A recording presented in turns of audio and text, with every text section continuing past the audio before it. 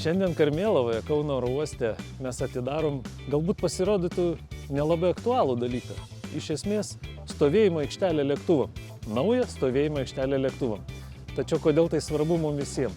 Todėl, kad kuo daugiau lėktuvų gali priimti oro uostas, kuo daugiau lėktuvų gali remontuoti oro uostas, tuo daugiau per šitą oro uostą galės keliauti keleivių. Milžiniškas pokytis, kuris atneš naudą ne tik civiliniai aviacijai, bet ir kariniai aviacijai.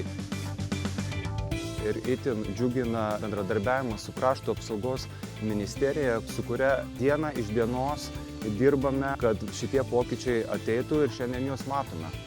Jau rudenį atremontuotas ir atnaujintas bus naujas keleivių terminalas.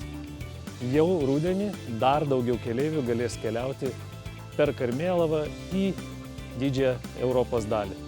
Todėl kviečiu visus rudenį pasinaudoti progą ir užsakinėti bilietus.